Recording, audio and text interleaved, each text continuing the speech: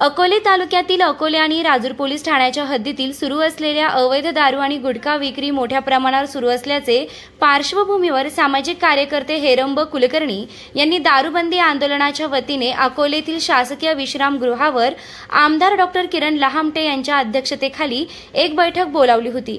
या बैठकीला संगमनेरचे उपविभागीय पोलीस अधिकारी कुणाल सोनोने, उत्पादन शुल्क विभागाचे पोलीस निरीक्षक सहस्त्रबुद्धे, अकोले पोलीस ठाण्यात पोलीस निरीक्षक मोहन बोरसे, राज्याचे सहाय्यक पोलीस निरीक्षक दीपक सरोदे यांच्या प्रमुख उपस्थितीत ही बैठक पार पडली। या बैठकीत अकोले तालुक्यातील गावागावातील राजकीय सामाजिक कार्यकर्ते, दारूबंदी चळवळीतील कार्यकर्ते मोठ्या संख्येने उपस्थित होते। यावेळी सामाजिक कार्यकर्त्यांनी गावातील अवैध दारू गुटखा विक्री सुरू असल्याबाबत अधिकाऱ्यांचे लक्ष वेधलं। पोलीस आणि उत्पादन शुल्क विभागाच्या अधिकाऱ्यांचे आणि अवैध दारू गुटखा विक्री करणाऱ्यांचे कसे लागे बांधे आहेत आणि यातून हे अवैध व्यवसाय कसे सुरू आहेत हे सांगतानाच प्रशासनावर अनेक गंभीर आरोप यावेळी केलेत। प्रशासनाच्या कारभाराची लखतरेच यावेळी वेशीवर टांगली। सुमारे 2 तास चाललेल्या बैठकीत अनेक धक्कादायक बाबी समोर आल्या। प्रथमच अशा प्रकारे आमदार आणि अधिकारी कार्यकर्ते यांची अशा विषयावर बैठक घेण्यात आली, तर बैठकीच्या शेवटी खासदार भाऊसाहेब वागचौरे हे देखील या बैठकीत सहभागी झाले। त्यांनीही अधिकाऱ्यांना अनेक सूचना देत तालुक्यातील अवैध दारू गुटखा विक्री याबाबत चिंता व्यक्त केली। यावेळी भाजपचे नेते जालिंदर वागचौरे, विनय सावंत, पत्रकार हेमंत आवारी, मच्छिंद्र देशमुख, राजेंद्र जाधव, निलेश तळेकर, मंगेश कराळे, संतोष मुर्तडक, प्रमोद मंडलिक, सुनील उगले, बाळासाहेब बर्डे, डॉक्टर गौराम बिडवे आदी उपस्थित होते। या बैठकीनंतर अधिकाऱ्यांनी पुढील कालावधीत अवैध दारू गुटखा याबाबत कडक कारवाई करू असं सांगत आश्वस्त केलं। आज दिनांक न्यूज मराठीसाठी श्रीनिवास रेणुकादास। सर्व कार्यकर्त्यांच्या उपस्थितीमध्ये आज ही सहविचार सभेचं आपण आयोजन केलं आहे। आमदारांची जेव्हा भेट झाली तेव्हा अवैध दारूचा विषय आम्ही त्यांच्याशी बोललो आणि कार्यकर्त्यांना सुद्धा अशा प्रकारे आपण एकत्र प्रयत्न करू अशा पद्धतीची मांडणी केली। पण खरं सांगायचं तर कोणताच कार्यकर्ता आता पुन्हा या व्यवस्थेवर विश्वास ठेवायला तयार नाही अशी त्यांची मानसिकता आहे। याचं कारण हे सगळे कार्यकर्ते 10-20 वर्ष या अवैध दारूविरुद्ध लढत आहेत। त्याच्यातून गावातली बदनामी, गावातले त्रास यांनी सगळ्यांनी सहन केलेले आहेत। पण मी काहीसा आशावादी माणूस असल्यामुळे मी असं म्हटलं की आमदारांची नवी टर्म आहे आणि या नव्या टर्ममध्ये ज्या काही चांगल्या गोष्टी तालुक्यामध्ये आपल्याला घडवायच्या त्याच्यामध्ये एक व्यसनमुक्ती आहे आणि म्हणून विनय सावंत आणि त्यांच्याशी चर्चा केल्यानंतर असं ठरलं की किमान दर 2 महिन्यांनी किंवा 1.5 महिन्यांनी आपण ही मीटिंग कंटिन्यू आपण घेऊ आणि ज्या ज्या गावांमध्ये दारूची समस्या आहे ते कार्यकर्त्यांकडून फर्स्ट हँड अधिकाऱ्यांनी हे सगळं ऐकावं। खरं ते सगळं त्यांना माहीत आहे, अधिकाऱ्यांना याच्यामध्ये काहीच नवीन नाही आहे आणि खरं तर असते अशी तीव्र नाराजीची भावना आमच्या पोलीस प्रशासनाने एक्साईजच्या बद्दल आहे।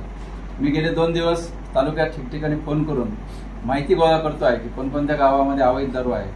तर माझ्याकडे आतापर्यंत आलेल्या माहितीप्रमाणे 42 गावांमध्ये अवैध दारू विकली जाते आणि वाईट हे आहे की तालुक्यामध्ये देशी दारूची फक्त 5 दुकानं आहेत, 6 दुकानं आहेत। त्याच्यामध्ये 2 शेंडीची दुकानं बंद आहेत, सध्या कोतूरचं दुकानही बंद आहे। म्हणजे 6 लायसन्सपैकी फक्त तालुक्यात 3 लायसन्स चालू आहेत की जे फक्त अकोले शहरामध्ये 1 किलोमीटरच्या हद्दीमध्ये आहेत आणि तरी सुद्धा तालुक्यातल्या 42 गावांमध्ये जर अवैध दारू विकली जात असेल तर पोलीस प्रशासनाने एक्साईजचं किती मोठं अपयश आहे किंवा हे त्यांच्या सहमतीने चाललं का इथपर्यंत आपल्या मनामध्ये विचार येतील, इतकं वाईट सध्या चाललेलं आहे। म्हणून राजूर पोलीस स्टेशनच्या हद्दीमध्ये 16 ठिकाणी अवैध दारू सध्या चालू आहे आणि अकोले पोलीस स्टेशनच्या याच्यामध्ये 26 ठिकाणी अवैध दारू चालू आहे। आमची माहिती अजून थोडीफार इकडे तिकडे झाली ती किमान 191 महसुली गावापैकी 50 गावांमध्ये अवैध दारूचं साम्राज्य आहे अशी परिस्थिती आहे। आणि म्हणून मला असं वाटतं की कार्यकर्ता म्हणून किंवा प्रशासन म्हणून आणि लोकप्रतिनिधी म्हणून आपल्याला याच्यावर कसा अंकुश निर्माण करता येईल किंवा या मीटिंगमध्ये किमान या सगळ्या गोष्टींची जबाबदारी एक्साईज आणि अधिकाऱ्यांनी माननीय आमदार यांच्या समोर द्यावी आणि किमान महिन्याभरामध्ये किंवा 15 दिवसामध्ये या सर्व ठिकाणचा रिझल्ट आम्हाला द्यावा की माझी अशी इच्छा आहे आमदार साहेब की दर महिन्याला किमान तुमच्या वेळेमध्ये थोडा वेळ का होईना ही मीटिंग झाली पाहिजे आणि एक्साईजने आणि पोलिसांनी याच्याबद्दल काय काय केलं किंवा कोणकोणत्या गावांमध्ये काय काय केलं किंवा याच्यामध्ये काय करता येईल याच्याबद्दल सामोपचाराने हे सगळं केलं पाहिजे। कार्यकर्त्यांचा राग पोलीस डिपार्टमेंट आणि एक्साईजनी समजून घेतलं पाहिजे। याचं कारण असं की तुमच्या ज्या खालच्या यंत्रणा आहेत या अत्यंत भ्रष्ट आहेत आणि तो भ्रष्ट अनुभव आमचे सगळे कार्यकर्ते गावोगाव घेत आहेत। किंबहुना एक्साईजने आणि पोलिसने ठरवलं तर हे चालूच शकत नाही आज नुसती मिटिंग आहेत, अनेक गावातल्या अवैध दारू विक्री बंद झाली, इतका परिणाम असतो. आणि म्हणून एक्साईज आणि पोलिसांनी ठरवलं तर एका क्षणात ते थांबू शकतं, पण हे थांबत नाही. याचा अर्थ तुमच्या सहकार्याने हे सारं होत आहे, आशीर्वादाने होत आहे, हे म्हणण्यामध्ये मला किंचितही खंत वाटत नाही. आणि म्हणून मला असं वाटतं की या सर्व कार्यकर्त्यांना आमदार साहेबांनी सगळ्यांनी अगदी एक मिनिटामध्ये आपापल्या गावातलं वास्तव या ठिकाणी सांगावं आणि मग आमदार साहेब ज्याप्रमाणे सूचित करतील त्याप्रमाणे आपण पुढचे कार्यक्रम आपण ठरवूया. याचं कारण असं आहे, ज्या ठिकाणी गावाच्या वेशीची ठिकाणं आहेत किंवा वर्दळीची ठिकाणं आहेत अशा ठिकाणी हे अवैध धंदे सुरू आहेत. अनेक वेळेला आम्ही पोलिसांना उत्पादन शुल्क खात्याला सहकार्य केलं, सांगितलं, त्यांनी वेळोवेळी ती जबाबदारी पार पाडली.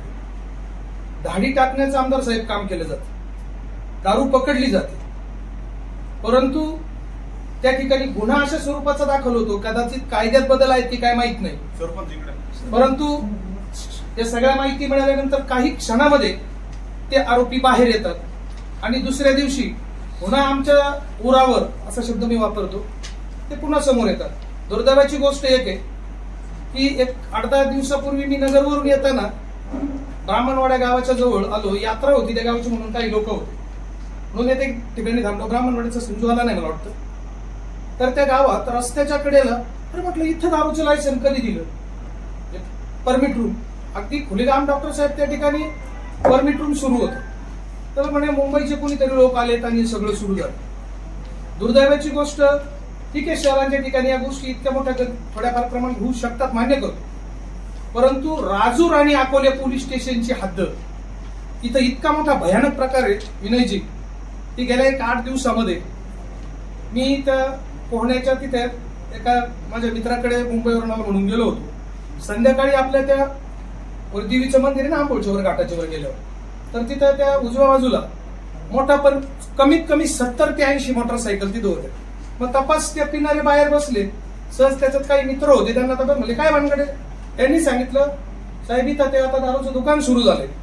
आणि म्हटलं मी दारू येते कुठून, हा प्रश्न आहे ना, माझा मुद्दा तिथे ही दारू येते कुठून, म्हणजे मुंबईवरून गाडी येते, मुंबईवरून दररोज. म्हणजे अकोले तालुका इतका सोपा झालाय की 7 वर्षापूर्वी धामणगाव पाठच्या तिथे एक ट्रक पलटी होतो, पूर्ण जेसीबीने ट्रक दारूचा उचलला जातो, ट्रक उचलला जातो, त्यातली दारू पडते आणि खात्यात जुजबी कारवाई होते, पुन्हा काही होत नाही. संगमनेरला डॉक्टर साहेब आमचे मित्र कुणाल सोनवणे साहेब यांच्याच त्या कालखंडामध्ये मागच्या एक त्या वडगाव पंचायतीत वडगाव लांडग्याच्या रस्त्याला अख्खा दारूचा 10 म्हणजे टायरचा तो कंटेनर गाडी कुठून घातली, मधल्या रस्त्याला गाडी घातली साहेब. हा ऐका ना, ट्रक पलटी होतो. मी याच्यासाठी सांगतोय, एक तर पुतूळचा प्रश्न हा नाहीये, कारण 15-20 वर्षापासून आम्ही लढा देतो. ट्रक पलटी होतो आणि इतकं सगळं असताना पुन्हा त्या दारूचं काय होतं, पुन्हा प्रश्नचिन्ह होतं. तिसरी गोष्ट, अकोल्यामध्ये एखाद्या दुकानामध्ये थेट एक्साईजचे वरचे अधिकारी येऊन धाड मारतात आणि त्या ठिकाणी बनावट दारू तयार करताना पकडली जाते आणि पुन्हा तुमचं दारूचं दुकान चालू होतं. यापेक्षा या अकोले तालुक्यात गावावर सोडून द्या, जर तुमच्या सगळ्या अंगाने ट्रका भरून बेकायदेशीर वाकचोरी साहेब दारू येत असेल आणि ती जर अशा पद्धतीने होत असेल, याचा अर्थ आमदार साहेब स्पष्ट होतो, हा या खालच्या अधिकाऱ्यांवर दबाव टाकण्याची गोष्ट नाहीये. या यंत्रणेला वर कुणीतरी मोठा गॉडफादर आहे आणि त्याच्या माध्यमातून हे सगळे धंदे या ठिकाणी सुरू असतात. दुसरी गोष्ट एक आहे, गेल्या म्हणजे 5-7 दिवसामध्ये आम्ही पाहिलं मोठ्या प्रमाणावर दारू आहे आणि आजची खंत वाटते मला. मी कुणाल सोनवणे साहेब असतील किंवा उत्पादन शुल्क खात्याचे अधिकारी मला वाटतं सहस्रबुद्धे साहेब, हो, एक चेहरा मला फक्त माहिती आहे, त्यांची माझी नगरला भेट झाली होती. की आज सकाळी आपली मीटिंग आहे, म्हणजे आपण ग्रुपवर 10-5 कार्यकर्ते आहेत ना, हो, एवढी सगळी मीटिंगची सकाळी माहिती येते आणि माझ्या कोथरूडमध्ये बापालाही नाही घाबरणारे दारू विक्रेते, शांत गाव होता. इतका मोठा आनंद झाला मला, अरे हे पुतुळच आहे, आम्हाला येताना मोठा प्रश्न पडला. म्हणजे ब्राह्मणवाड्यापासून तर पुतुळपर्यंत दारूबंदी होते, याचा अर्थ आमदार साहेब ही गोष्ट अत्यंत गांभीर्याने घेतली पाहिजे.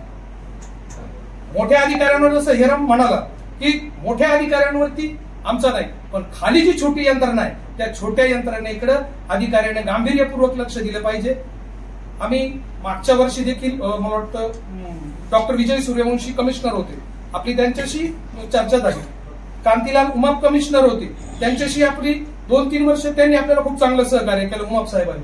आणि लवंगारे मॅडमनी 5/2005 ही जी आजची मीटिंग आहे त्याचं एक हे सांगतो आणि थांबून गेलो. 2005 साली प्राजक्ता लवंगारे मॅडम उत्पादन शुल्कच्या कमिशनर होत्या. हेरमनी आम्ही सगळ्यांनी त्यावेळेला देखील हा प्रश्न होता, आम्ही याच्यात कायद्यात बदल करावा, लोकप्रतिनिधींचा सहभाग असेल तर या अवैध दारूच्या विरोधात लढणारे कार्यकर्ते जे आहेत त्यांच्यावर खोटे गुन्हे दाखल होणार नाहीत, त्यांच्यावर खंडणी, महिलांची छेडछाड असे गुन्हे दाखल होणार नाहीत. लवंगारे मॅडमनी त्यावेळेला आम्हाला सहकार्य केलं आणि त्या काळामध्ये हा अध्यादेश काढला गेला की लोकप्रतिनिधी, तहसीलदार आणि त्याचे सचिव म्हणून या तालुक्याचे जे पोलीस निरीक्षक आहेत ते असतील आणि अशासकीय सदस्य असल्याची समिती करावी आणि या समितीच्या माध्यमातून प्रत्येक महिन्याला 6 महिन्याला या ठिकाणचा आढावा घ्यावा, कारवाई व्हावी. आज योगायोगानं दादा त्या ठिकाणी राज्याचे उत्पादन शुल्क मंत्री आहे आणि ही गोष्ट पुन्हा आणखी सक्रियपणे सुरू झाली. त्याबद्दल मी राजकीय नेत्यांचंही अभिनंदन करतो. आणि आज पहिल्यांदा या सगळ्या गोष्टीसाठी ही सगळी तरुण मंडळी इथं जमा झाली, यांचंही मनपूर्वक स्वागत करतो. ते यासाठी की आम्ही 4 लढा देत होतो, आता हे सगळे लोक आहेत, इतकी मोठी ताकद निर्माण झाल्यावर हिंमत नाही पुन्हा कोणत्या गावात दारू चालू होण्याची. याकरता आमदार साहेबांचं सगळ्यांचं त्या दारू बंद व्हावा याच्याकरता सगळ्यांनी टाळ्याच्या गजरात स्वागत. पण त्यानंतर माझ्या गावात 7-8 दुकानं सुरू झाली अवैध दारू. आजही तागात चालू आहेत. अगदी शेजारी रुंबडी गावाला नंतर 2 परमिट रूमचे लायसन्स दिलेले आणि त्या लायसन्सधारी दुकानाच्या जवळ 300 फुटावरती अवैध दारू विकली जाते. जाताना म्हणजे सकाळी 7 वाजता नंबरला जसे रेशनच्या दुकानाला नंबर लागतात तसे दारू पिणाऱ्यांचे नंबर असतात, लागलेले असतात, बसलेले असतात, मी पाहतो डोळे.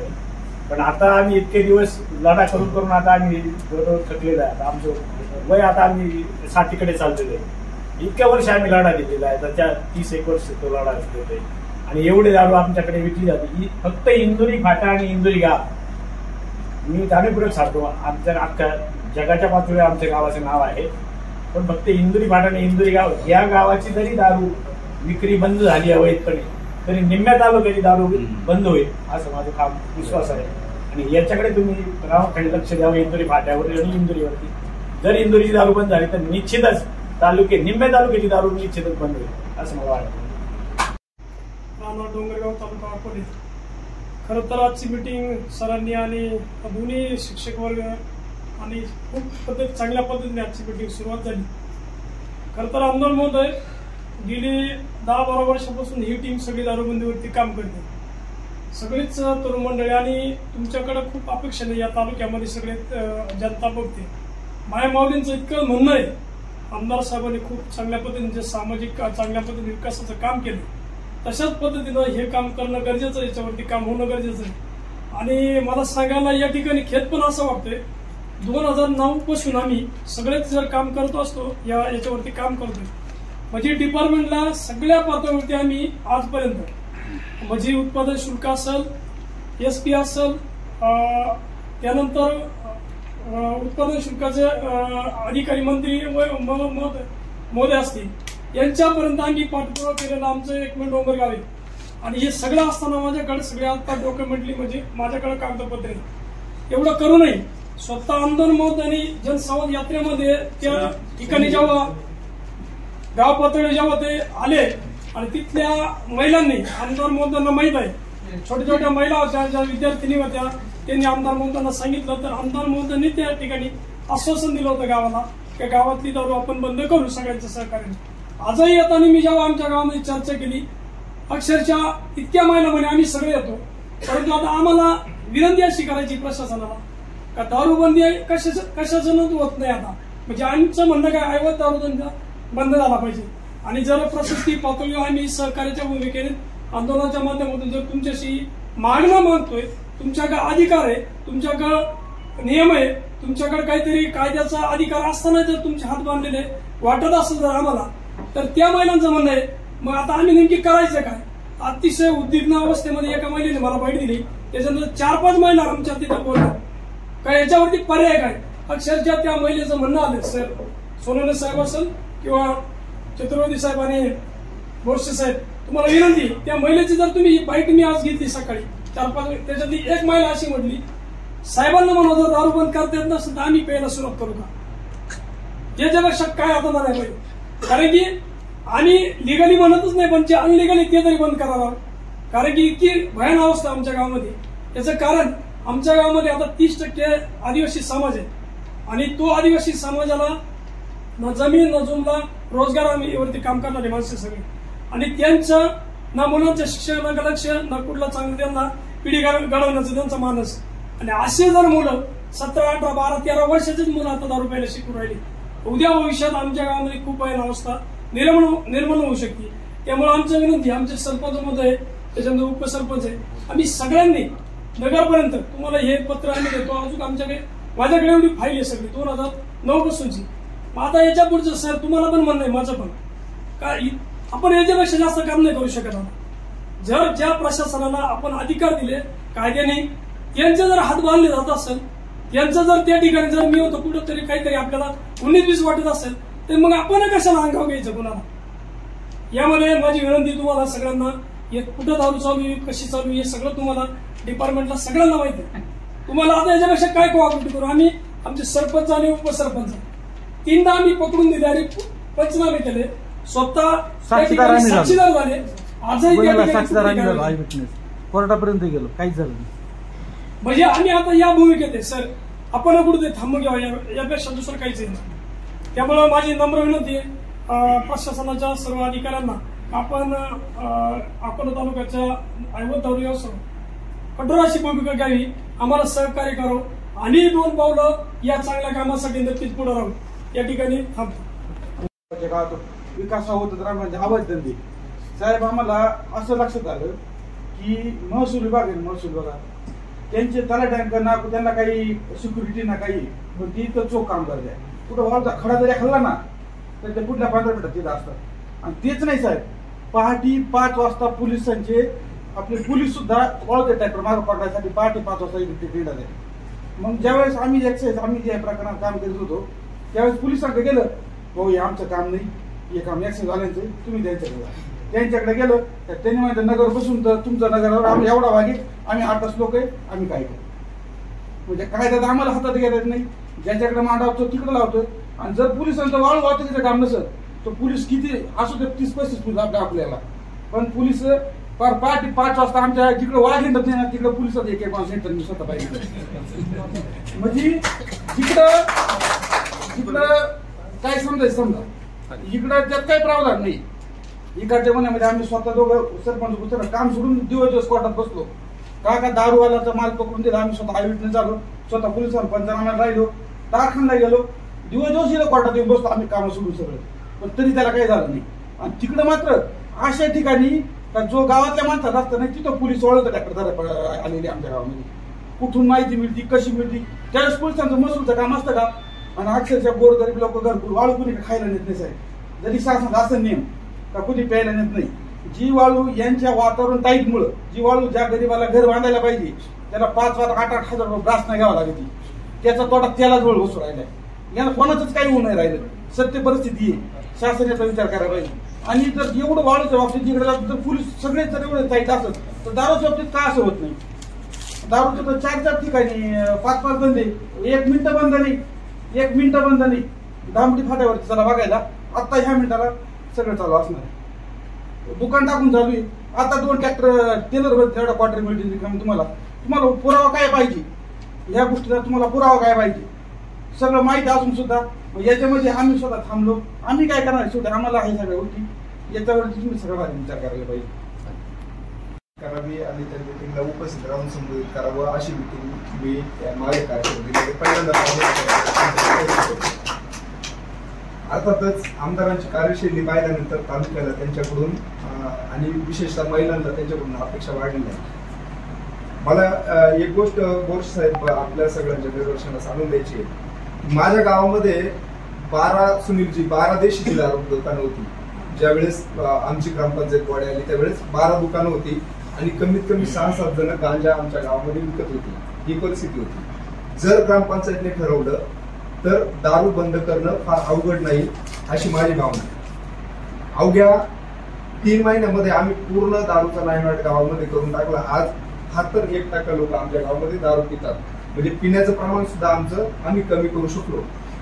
पण त्याच्यामध्ये वेळोवेळी आमदारांची पण मदत झालेली होती आणि काही राजकीय इतर व्यक्तींची सुद्धा त्याच्यामध्ये मदत झालेली होती. माझी विनंती एक आहे, आमदार साहेबांनी खरं तर हे जे आता प्रत्येक महिन्याला मिटिंग घेण्याचं जे काही आश्वासन हिरम सरांना दिलंय, तर या मिटिंगांना जर त्या गावचे सरपंच आणि पोलीस पाटील यांना सुद्धा जर बोलवून एकत्रित त्यांना सुद्धा मोटिवेट करून थोडं त्यांची मदत जर घेतली तर पोलीस प्रशासन आणि एक्साईज प्रशासन या सगळ्यांना त्या गोष्टीमध्ये मार्ग काढायला मदत मिळेल. दुसरी गोष्ट, हिरम सर, सुनील जे आहे, संदीपराव दराडे आहे, आम्ही बोरसे साहेब तुम्ही येण्याच्या अगोदरपासून जवळपास 8-9 वर्षापासून आग्रह करतोय की त्या गावातलं जे ग्राम सुरक्षा दल जे आहे तर ते मजबूत करण्यासाठी आपण प्रथमतः प्रयत्न केले पाहिजे. जर ते मजबूत केलं आणि तुमच्याकडून जर त्या दलाला जर ताकद मिळाली, आपल्याला, मी हे का म्हणतोय, आपल्याला माहितीये की कायदेशीररित्या तुमचे सुद्धा हात बऱ्याच अंशी बांधले गेलेले आहेत. कायद्याचा थोडासा अभ्यास आम्ही केल्यानंतर आम्हाला दिसतो. कारण यांना जर अटक केलं तर 1 दिवसाच्या वर तुम्हाला त्यांना आत ठेवता येत नाही, कोर्ट लगेच जामीन देऊन टाकतं.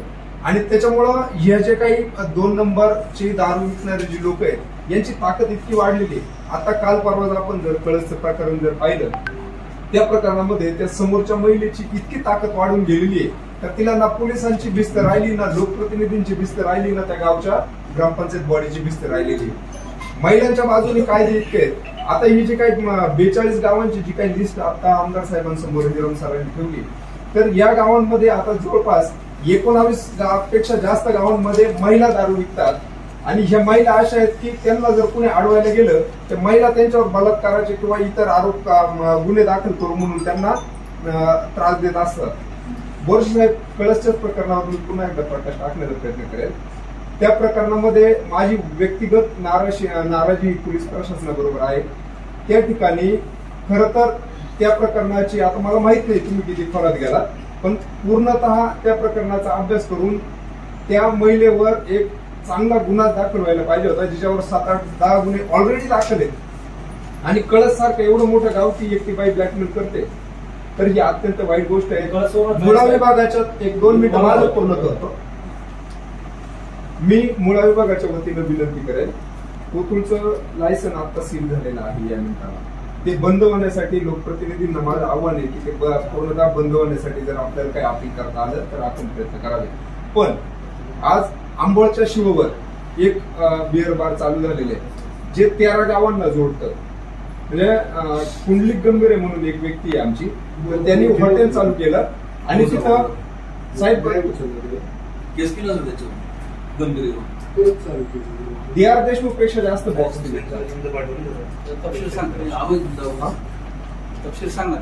सांगतो ना. तर त्या ठिकाणी DR देशमुख जे कोथरूडमध्ये दारू विकतात त्याच्यापेक्षा जास्त धंदा त्या ठिकाणी होतोय. म्हणजे माझ्या पैठणमध्ये 1% लोक फक्त दारू पिणार राहिले होते जुन्या पिढीतले, आता ते 20%वर गेले. दारू मुबलक उपलब्ध झाली. आता बोरसे साहेब सुद्धा त्यावेळेस नव्हते. हिरम सरांना माहिती आहे, अधिकाऱ्यांना आम्ही सोडलं नाही साहेब, अधिकाऱ्यांना आम्ही सोडलं नाही. माझा पूर्ण आरोप आहे तुम्ही लोक ते घेण्यामध्ये मजबूर झाले. सामान्य जनतेत हीच भाव आहे. असं जर असेल, आता एवढं जर 50 गावं, त्या सगळ्या 50 गावाची काही कमी जास्त प्रमाणात तशीच आहे. तुमच्या लोकांचा रोल काय आहे? दारू किती लोकांची तयार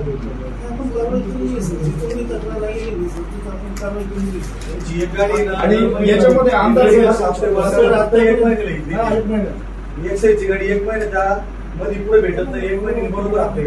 आमदार साहेब याच्यामध्ये आणखी एक गोष्ट लक्षात आणून देतो. बोरसे साहेबांकडे ज्या ज्या वेळेस मदत मागितली त्या वेळेस व्यक्तिशः त्यांनी मदत केलेली आहे या बाबतीत. पण आमचा आरोप डायरेक्ट एक्साईज वर आहे. एक्साईज वाले मदत घेत नाहीये कारवाई करायला. मला एक सांगा की दारूची कारवाई पोलीस डिपार्टमेंटची तुमची कसं काहीतरी सांगायला मुख्य जबाबदारी कोणाची? मुख्य जबाबदारी आमचीच आहे. पण आपल्याकडे स्टाफ कमी असल्यामुळे सर माझ्याकडे मी एक इन्स्पेक्टर आहे, माझ्याकडे 6 पोलीस स्टेशनचा कार्यभार आहे. म्हणजे आमचं 6 याच्यामध्ये मला एवढ्या 2 महिन्यामध्ये किती याच्यावरती झाडी टाकली, किती लोकांवरती कारवाई केली तर सांगायचं. सर आपण येणार आपल्या तालुक्यात एकच मिनिट मी मध्ये डिस्टर्ब करतो. एकच मिनिट मी मध्ये डिस्टर्ब करतो. आता तुम्ही जो विषय बोलला की आमच्याकडे माणसं कमी आहेत, 100% मान्य करू, पण तुम्हाला पोलीस प्रशासनाची मदत घ्यायचा अधिकार नाहीये. त्यांनी मदत करायची नाहीये तुम्हाला एका पात्रावर. अहो हजारो म्हणजे शेकडो पोलीस तुमच्या हाताखाली आहेत तालुक्यामध्ये. चुकीचं सांगू नका तुम्ही लोक. गाड्या जरी तुम्ही थांबवल्या ना तुम्हाला या सगळ्या पोलीस प्रशासनाची मदत घ्यायची आणि त्यांनी द्यायचे. चुकीचं सांगताय तुम्ही आमदारांना. जेव्हा पण सर आपल्याकडे तक्रार आली कोणाचा फोन आला आपण कारवाई मला एक सांगा, तुम्ही ज्या वक्तव्य व्यक्त करता त्याची बॅच नंबर कुठून पाठवले याचं काहीतरी पाहत असेल ना तुम्ही.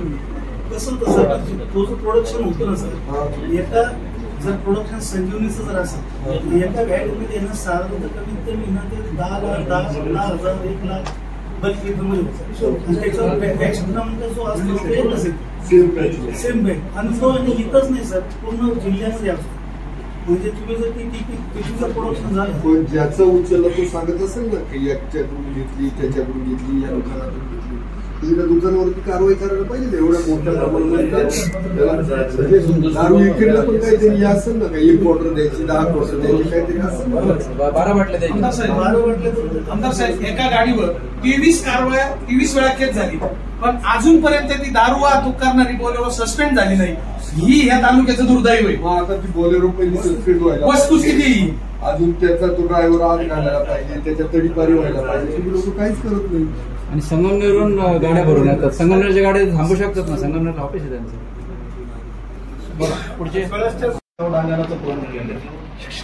4 परमिट रूम आणि 2 देशी दारूचे दुकानं कायद्यानं बंद झाले.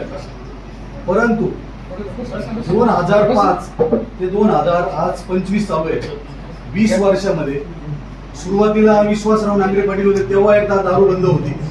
तुमच्यासाठी कोणत्याही ते कारण सांगत नव्हते. त्याच्या माझ्याकडे स्टाफ कमी आहे, पोलीस कमी आहे, माणसं कमी आहे. त्यांनी त्यांच्या हिशोबाने सगळी यंत्रणा लावून विश्वासराव नांगरे पाटलांच्या पहिल्या काळात बंद होती. त्यानंतर कृष्णप्रकाश आले, त्यांच्याही काळात 1.5 वर्ष कंप्लीट दारू बंदी. त्यामुळे तुम्ही हे कारण सांगून पॉझिटिव्हली घ्या. कारण सांगायच्या ऐवजी तुम्ही पॉझिटिव्हली घ्या. होऊ शकते अवैध दारू बंद करता येऊ शकते, पण त्याच्यात तुमचा सहभाग पाहिजे आणि तुम्हाला कार्यकर्त्यांना सहभागी करता आलं पाहिजे. राजूरची दारूबंदी झाली, दुर्दैव तिचा सगळ्यात मोठा तोडा झाला तर मला झाला. 28व्या वर्षापर्यंत माझ्यावर एनसी पण नव्हती, पण राजूरची दारूबंदी झाल्यानंतर माझ्यावर 14-15 केसेस झाल्या आणि मी वॉन्टेड म्हणून तिथं हरकत नाही. पण आम्ही आमचं काम सोडलं नाही. दारूबंदीचे साहेब तुम्ही म्हणता की नियम एक त्याला लगेच सोडून दिलं जातं, त्याला कायद्याने अटक करता येत नाही. पोलिसांचं मी समजू शकतो. आमच्या राजूरला अशी परिस्थिती आता पोलिसांनी इकडं पकडून आणला तर तो इकडं पोलिसांकडे सही करू सर तिकडे परत चालू होऊन जाईल. ही सत्य परिस्थिती. पोलीस स्टेशनच्या पुढेच दारू विकली जाते. साहेब हे तुम्हाला मान्य करावं लागेल, समोरच दारू विकली जाते. तेच ठिकाण आहे साहेब. हे दारू विक्रेते तेच लोक आहेत. यांच्याकडे चौकशी केली का यरम सरांनी? आम्ही बैठक घेतो तेव्हा आम्ही प्रस्ताव पाठवले. काय झालं एखाद्या प्रस्तावाचं एक तरी माणूस गेला का, तडीपार झालाय का? तुमच्या प्रस्तावाला चॅलेंज कसं होतं? अवैध दारूमुळे आजच एक घटना घडली. 10 दिवस झाले. कुणाल देशमुख नावाचा देशमुखवाडीचा 38 वर्षाचा पोरगा जो वीटभट्टीवर कामाला येत होता तो मयत झाला. बारीक लेकर आहे त्याचे. सकाळी जेव्हा दाव्याला गेलो ती परिस्थिती पाहिजे भयान अवस्था. आमचे आदिवासी भागातले लोक सगळीकडे काम करून ते कुठेतरी सणावाराला कामाला घरी येतात. तेव्हा त्यांच्या पिशव्या, माझं योगायोगाने दुकान खाली आहे, पिशव्या तिथंच दारू पिऊन ते तिथंच पडतात आणि त्यांच्या लेकरा बाळाचा कोणता घास सुद्धा रस्त्यावरच पडला. जर तुम्ही ठरवलं, मागे बैठक झाली होती, आपण इथं आंदोलन केलं होतं, शाहूनगरला आपण उपोषण केलं होतं, तेव्हा सांगितलं होतं की आपल्याला एक अधिकारी बसला पाहिजे. संगमनेरचे अधिकारी काय करतात? तुम्ही संगमनेर येतात का? तुम्ही फोन केल्यावर फोन तरी उचलतात का? आम्ही आमच्या राजूरच्या ग्रामसभेत तुमच्या बैठकीत एक बैठक घेतली. तिच्यात ठरवलं की जो अवैध दारू विक्रेता आहे त्याचं नळ कनेक्शन बंद करू, त्याला रेशन त्याचं बंद करू. परंतु आता ही यंत्रणा राबवायचं काम तुमचं आहे. आम्ही तर काही करू शकत नाही. आम्ही ठराव केले, सगळं केलं, परंतु ते काय होत नाही. आता नवीन जो बुलडोजर पॅटर्न आलाय ना, तुम्ही जर ठरवलं अवैध दारू विक्रेता एकदा 2दा सापडले त्याच्या घरावर बुलडोजर चालवा, काय करील तो? परंतु तुमची मानसिकता पाहिजे. मी जाहीरपणे एक्साईजच्या डिपार्टमेंटवर पहिला आरोप करतो की तुमची एक गाडी, तिचा नंबर पण मी सांगेल, ती गाडी दर महिन्याला पुढे येते, पुढे थांबते, हे मी तुम्हाला सांगेन. आमच्या राजूरला उरूस आणि प्रदर्शन सगळ्यात मोठं आहे. मी एकदा महाराष्ट्र फ्लाइंग स्क्वॉडचे भागवत साहेब यांना राजूरला आणलो, तर आमच्याकडे ट्रकने माल विकतो आणि राजूरमध्ये जी दारू आहे तीच आमच्या 40 गाव डांगणात बऱ्यापैकी जाते. कारण सातेवाडी गटात कोणतं दुकान नाही, इकडं राजूर गटात शिर्डीस्वाडचं दुकान नाही, इकडं शमशेरपूर पट्ट्यात इकडे वरच्या बाजूला आमच्याकडे दुकान नाही. ही राजूरचाच पुरवठा होतो. तुम्हाला त्या माणसाचं नाव सुद्धा सांगितलंय, साळुंके नावाचा माणूस ही डुप्लिकेट दारू सिन्नर मार्गे आणतो आणि सगळीकडे पोच करतो. हे तुम्हाला सगळं सांगितलंय. हा इंदोरी फाट्यावर यांनी सांगितलं, तोच माणूस सगळीकडे दारू विकतो. असे नवीन लोक नाही ना, आज वेगळा तयार झाला, उद्या वेगळा तयार झाला. या 5-25 माहितीये का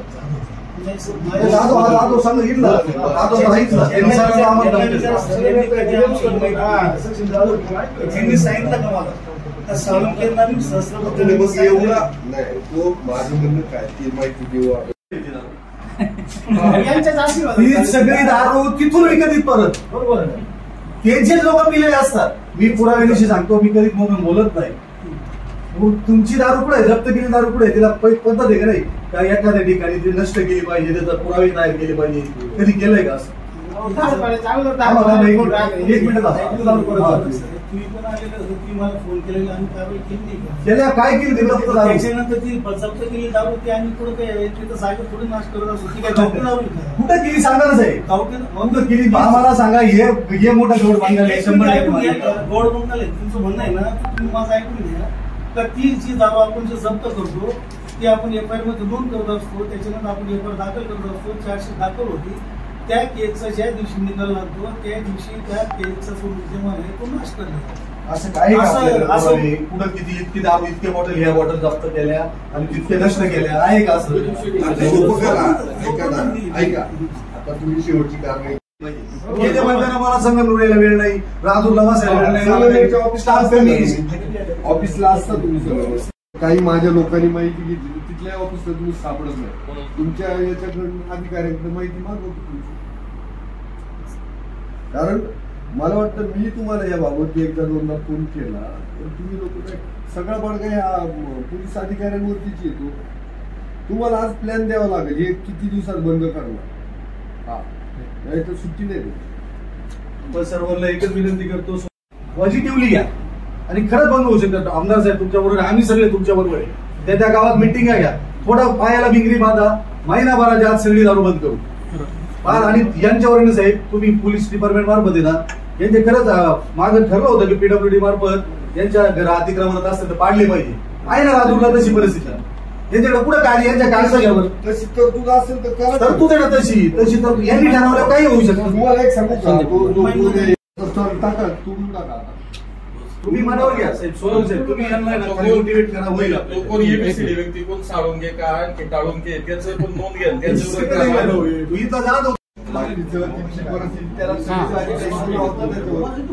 त्याच्यावर तडीपारी होती ना. अधिकारी 4-4 वर्ष झाले तिथे, तर तेच त्यांच्या संग रात्रीशी गप्पा मारताना माझ्याकडे व्हिडिओ आहे, फोटो आहे, सगळे असं काय चालतंय. आणि पासूनच्या पुढच्या कर्मचारी 10 वर्ष झाले राजूरला कर्मचारी, 10 वर्ष झाले. मला एक माझं ठराव केले, डॉक्टरांनी पण सांगितलं. मला एक सांगायचं आमदार साहेबांना, भाऊ तुम्ही एक माझं म्हणणं आहे का, हे कारवाई होतच राहतील, केसी होतच राहतात. जसं वाळूला पहिलं केलं ना 2-3 केसी झाल्या, यांच्या एमपीडीआ काहीतरी दाखल करायचं, यांना तडीपार करा, हेच काहीतरी कायदा तुम्ही विधानसभेतून आणा. हेच करावं लागलं साहेब. 3 कारवाया झाल्या ना का तडीपारीचा गुन्हा दाखल झाला. कारण की ना साहेब 24 झाल्या न्यायालयामध्ये साहेब, मी रोज आहे माझ्या महिन्याला मी 4-5 दिवस तिथे, ते न्यायालयच काही करू शकत नाही त्याच्यामध्ये. हे केस करून यांचा भोंगळ कारभारी याच्यामध्ये ना मोकार सुटतात, ते काहीच नाही, त्यांना घेणं देणं पडलेलं नाही आरोपींना. विषय नाही, कारण साहेबांना हेच काम आहे का आमदार साहेबांना हे विषय प्रशासन काय करतं. त्या दिवशी साहेबांना फोन केला असेल आपल्या ग्रामपंचायत सदस्यांनी, त्यावेळेस मग बोर्ड साहेब तुम्हाला फोन केला, त्यावेळेस मी तुम्हाला हे केलं होतं. पण त्याच्यानंतर परत सर्व्हिस माणूस परत धंदा चालू करतो. काय प्रकार काय तुमच्या आशीर्वादाने चालतं की आम्हाला काही समजत नाही. असं दोघं जण आणि तो आदिवासी भाग आहे, इतकी भयानक परिस्थिती महिला अशा इतक्या म्हणजे डेंजर असले असलं. हो पिंटू केली पण अजून धंदा चालू आहे. आज मेसेज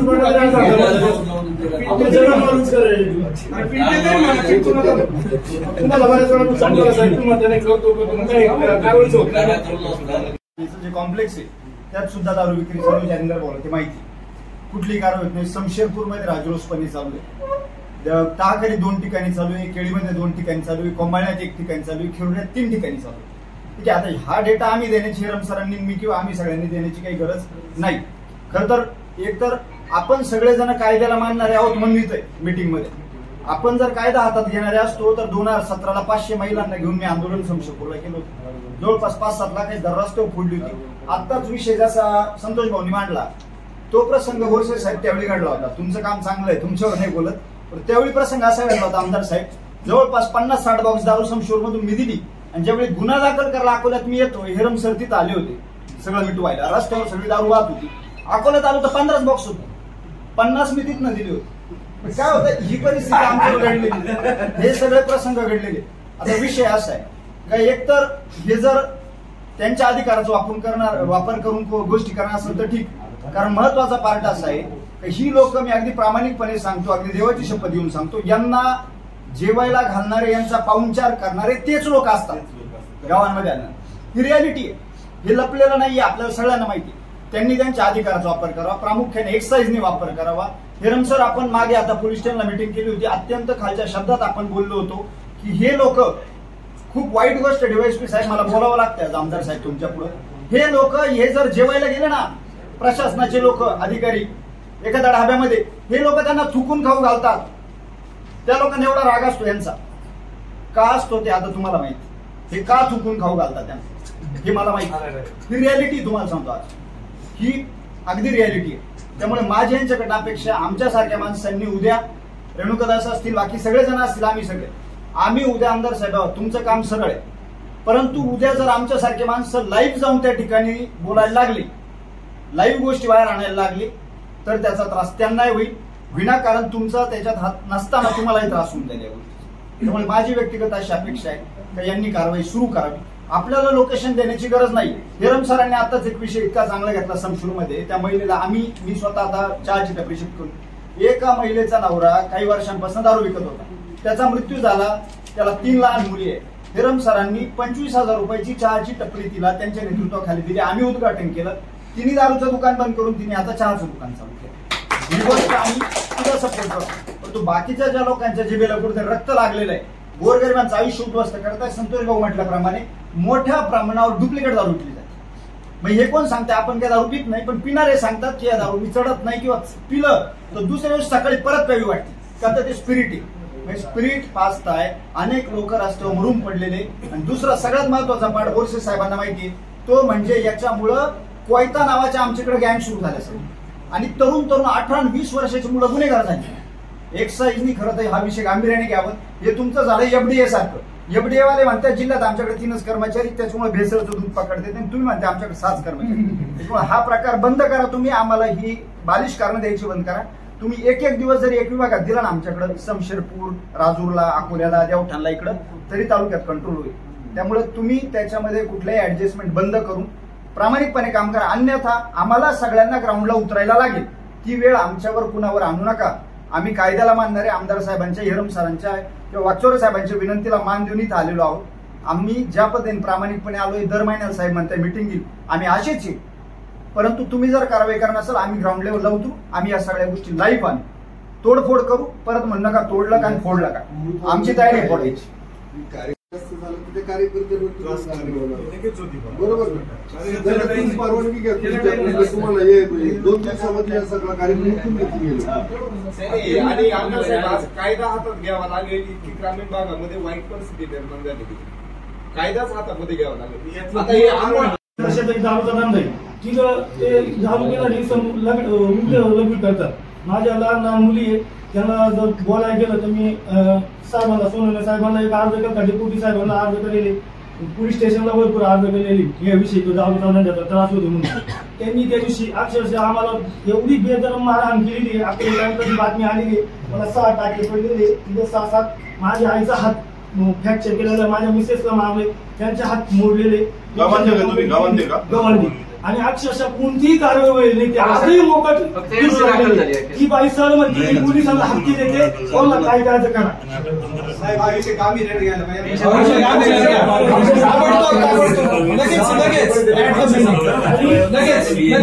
त्यांच्यावर फापू गुन्हे दाखल करून त्यांना मोकाट परवान देऊ राहिली आणि त्या बाजूला अक्षरशः 14 प्रकार गुन्हे दाखल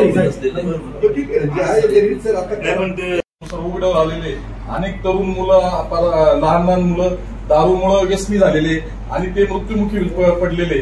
आज त्या महिला अक्षरशः त्यांना सकाळचं आणि संध्याकाळचं सुद्धा अन्न भेटत नाही. हिरमजी कुलकर्णी सर आमच्या सर्व टीमच्या माध्यमातून अनेक वेळा तिथं आम्ही परेड केली, मदत केली. INCच्या 1 ऑक्टोबरला तिथं आंदोलन केलं आणि आपण डिपार्टमेंटला काही सूचना केल्या होत्या.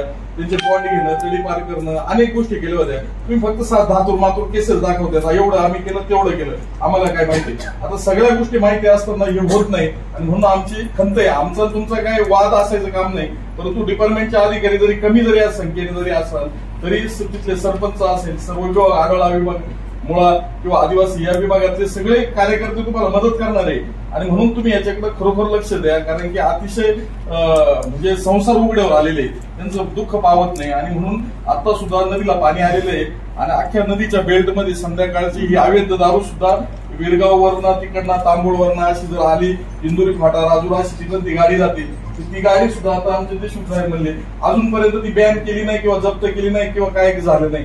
म्हणून ह्या अशा छोट्या मोठ्या गोष्टी याची खरंच आपण नोंद घ्या आणि तातडीनं तुम्ही आम्हाला स्पेसिफिक सांगा की आम्ही इतक्या दिवसांमध्ये आता याच्यावर कठोर पाऊल उचलू किंवा काय त्या घर भाड्याने किंवा काय त्याच्यावर काय ठरावे किंवा तो महासंचालकाचा काय कायदा आहे, अधिवेशनात आमदार साहेब आपले मानतील समजा. परंतु अशा स्पेसिफिक गोष्टींवरती तुम्ही चांगला अभ्यास करू, त्याच्यावरती आमना कार्यकर्त्यांची मदत घेऊन त्याच्यावर कठोर शासन होईल अशा अपेक्षेने आम्ही होतो. आमची त्रागा तुमच्याबद्दल वैयक्तिक नाही, परंतु ते लवकरात लवकर व्हावं ही करावं हेच. 2-3 महिन्यामध्ये दारूची बातमी लावली होती. बातमी लावल्यानंतर एसपी साहेबांनी दखल घेतली आणि कारवाई झाली. मग कारवाई कशी झाली, त्यांनी फक्त पंटर केस केल्या. त्यानंतर आपल्यातली बातमी होती आता मध्ये, तर LCBचे लोकांनी 11 ठिकाणी रेड मारले साहेब, 11 ठिकाणी रेड मारल्या आणि पंटर केस केल्या. म्हणजे फक्त केस नवीन केस करतात, बाकी काही करतात. आणि दारूवाले पोलीस स्टेशनमध्ये येते, पोलीस स्टेशनचा दोन्ही CCTV चेक करा तुम्ही. पोलीस दारू विकणारा खुर्ची बसायला तुम्ही CCTV चेक करा आणि ते कॉन्स्टेबलचे पोलिसांचे मोबाईल नंबर, यांचे मोबाईल ट्रेस आउट करा तुम्ही, किती फोन होता यांचे. परिस्थिती तुम्ही रेड मारा. आम्ही बातम्या केल्या साहेब, एसपी साहेबांना दखल घेतली त्याची आणि पोलीस दखल घेतली साहेब. आणि केस तर पंटर केस आणि कायदा असा आहे का जागा मालक गुन्हा दाखल करायचा असतो, पंटर केस करतो फक्त. माध्यमातून ते बंद झालं. ते बंद झाल्यापासून जेव्हापासून आठवतं मला तेव्हापासून आमच्या गावामध्ये एक दुकान चालू झालं, ते आस्थागायत चालू आहे. त्या व्यक्तीचे याच्यावरती इतके गुन्हे दाखल आहे आणि त्या व्यक्तीच्या घरातील ग्रामपंचायत सदस्य इतक्या वेळा मी स्वतः बातम्या केल्या, जेवढ्या बातम्या असतील त्या दारूच्या विरोधातच असतील आणि त्यावरती कोणतीही कारवाई त्या ठिकाणी झाली नाही. मध्यंतरीच्या काळामध्ये आमदार साहेबांना आमच्याकडे यायचं होतं. आमदार साहेबांनी माझ्या गावामध्ये, माझ्या परिसरामध्ये 18 कोटीचा निधी दिला. आणि आमदार साहेब ज्यावेळेस मला म्हटले की दारू डेपोनी आहे का तरच मी येतो. म्हणजे एवढा निधी देऊन जर आम्हाला शर्मेने मान खाली घ्यायला लागत असेल आणि आम्हाला कुठेतरी वाईट वाटत असेल, हे कुठेतरी बंद झालं पाहिजे. आज आमच्या गावामध्ये 3 दारूचे दुकान, म्हणजे एक सोडून 3 दुकाने चालू झाली. त्याचप्रमाणे लईतमध्ये एक धाबा आहे रुद्र म्हणून, सर्व दारू ही त्या धाब्यावरून चालू होती. म्हणजे तो धाबा जर बंद केला तर आमच्या गावचे परिसरातील 100% दारू बंद होईल. ही प्रकर्षाने आपण त्याची नोंद करून घ्यावी आणि त्याच्यावरती कारवाई करावी ही मी विनंती करतो. आणि सगळे जे आहे ते सगळं वितरितच येऊन होत आहे. लोकप्रिय आमदार डॉक्टर किरण लांडे साहेब, तर ज्यांच्या अखेरीत हा विषय असे आपल्या विभागाचे DYSP सोनवणे साहेब, आपले बोरसे साहेब, सरदे साहेब, एक्साईजचे सहस्रबुद्धे साहेब, सर्व पत्रकार. तर या बैठकीचा ज्यांनी पुढाकार घेतला, असे महाराष्ट्रात दारूबंदीची चळवळ आणि शिक्षण या विषयावर महाराष्ट्रभर ज्यांचे भाषणं होतात असे हा आपला तालुक्यातला भूमिपुत्र प्राध्यापक हेरम सर. खरं तर हेरम सरांची ओळख अधिकारी लोकांना वर्गाला नसत. महाराष्ट्रात नाही देशात एकमेव असा सरकारी हा शिक्षक निघाला तर त्यांनी 6वा वेतन नाकारला आणि आता समाजसेवेसाठी स्वच्छानिवृत्ती घेतली. म्हणजे बघा, अजून त्यांची सर्व्हिस राहिली होती पण या समाजासाठी बघून आज ते आमच्या बरोबर रात्री आम्ही नागपूरला 3-4 बरोबर जाणार आहे. विदर्भात 12 दिवस ते जाणार आहे. त्यांचे विषय काय आहे, गरिबी असेल, दारूबंदी असेल, शिक्षणात काही बदल करतायत का? आणि हे सगळं करत असताना मला विशेष करून हेरमचा मी का उल्लेख करतोय का हेरम सर महाराष्ट्रभर ही भाषणं करतात, महाराष्ट्रभर या चळवळी राबवतात, त्यांच्या गावात ही चळवळ यशस्वी होती का? तिथं याचा प्रभाव आहे का? म्हणून आपल्या अकोलेकरांची मोठी जबाबदारी आहे. आणि साहेब, महाराष्ट्रातल्या 288 विधानसभा मतदारसंघात एकमेव अकोलेचे आमदार असे आहे या दारूबंदीच्या विरोधात. नाहीतर पुढारी दारूबंदी खूप जवळचा संबंध आहे गावगावचे, आणि मोठे पुढारी तर घाबरतात या दारूबंदी करायला. परंतु आमदार साहेब जेव्हा आमदार नव्हते, आम्ही जिल्हा परिषद सदस्य दोघं बरोबर होतो. एकदा लोखंडे साहेब खासदार, आम्ही आदिवासी भागात दौरा चालू होता, एक दारोडा पुढून आला, खासदारांना हातवारी करून बोलायला लागले. यांनी सनकन त्याच्या कानामागे मारली. त्यांनी आमदार झाल्यावर 2-3 दारोडे जोडले, त्याचे व्हिडिओ काढून लगेच ते व्हायरल करतात विरोधक. बघा हा आमदार कसं गरिबांच्या पोटात लाथा मारतो. दारुड्याला मारायचं नाही, तो एका खासदारावर हातवारी करतो, त्याची पूजा करायची. आणि म्हणून दारूबद्दल प्रचंड द्वेष आहे त्यांना, दारुड्यांबद्दल द्वेष. का तर दारू पिऊन कुटुंब उद्ध्वस्त व्हायला नको, आणि म्हणून त्यांना आता दुसऱ्यांदी टर्म मिळाली. खरं तर या अकोला तालुक्यात सामाजिक जर सलोखा ठेवायचा असेल, सामाजिक वातावरण चांगलं ठेवायचं असेल, तर काहीतरी एक सांस्कृतिक असा खरं तर ठेवा, तिथं काहीतरी चालीरीती असल्या पाहिजे. आणि म्हणून आपल्या आमदार साहेबांना वाटतं अरे आमचा तालुका, आपला तालुका खूप चांगला असला पाहिजे. आणि म्हणून ज्या आता इथं तीव्र भावना सगळ्यांच्या तुम्ही ऐकल्या. आता हेरम सर सुद्धा खरं तर किती पोटतिडकीने ते काम करतात. खरं तर एकदम अल्पसंख्याक ब्राह्मण समाजाचा माणूस आणि जीवावर उदार होऊन खरं तर हे सगळं असतं. नाही तर तुम्हाला सांगतो, दारू विकणाऱ्या गावातल्या गँग सांभाळतात. आता इथं मंगेश कराळे, समजा मंगेश कराळेने जर दारू विरोधी आवाज उठवला ना, का तो दारूवाला मंगेश कराळेच्या विरोधातल्या पार्टीला सांभाळतो. आणि म्हणून असं होतं गावातले वातावरण, पार्ट्या सुद्धा हे दारू विक्री करणार हे गावगावात आता या पार्ट्या सांभाळून राहिल्या. आणि म्हणून साहेब, तुम्हाला या पोटतिडकीने जे लोकांनी मांडणी केली ना, त्याची खरं तर गंभीर दखल तुम्ही घेतली पाहिजे. तुमच्या हातात तेवढं करा. आम्हाला माहिती काही तुम्हाला मर्यादा असतात, परंतु जेवढं चांगलं काम करता येईल, आणि हे पुण्याचं काम आहे ना. म्हणजे मगाशी जसं संदीप दाराडे म्हटलं, अरे दारू तिकून तर 50 खोकी आली, इकडे 15 खोकी पोहोचली, हा मधला या पुढे भरून काढायचा. आणि म्हणून साहेब विनंती आहे तुमची. आता मी श्रीबुद्धे साहेब काय मला ओळखत नाही, मी त्यांना 2दा फोन केला होता. मगाशी आमच्या एमडी देशमुखांनी जसं सांगितलं, आमच्या पिंपळगावच्या हद्दीत तो मोठा टँकर पलटी झाला दारूचा, ब्रँडेड दारू होता, म्हणजे कोट्यावधी रुपयाची दारू होती. मी सहस्रबुद्धे साहेबांना फोन केला, मी तिथल्या पोलीस स्टेशनला, ते म्हणजे ते पोलिसांकडे गेले, मी त्या पोलिसांना फोन केला. राजा वराट सामनाचे पत्रकार आहे माझे मित्र, त्यांनी पाठपुरावा केला. परंतु आज पावेतो तो ट्रकचा ड्रायव्हर, ती दारू कुठून आली, कुठं चालली, कशाच काही ताळमेळ नाही. म्हणजे किती त्याचा भयानक हे. आणि जसं आता श्रीनिवास जसं म्हणाले ना का दारू सकाळी, आता आमच्याकडे आम्ही विरगावला मॉर्निंग वॉकला जातो. तुम्हाला सांगतो, धामबुडीकडे गेलो.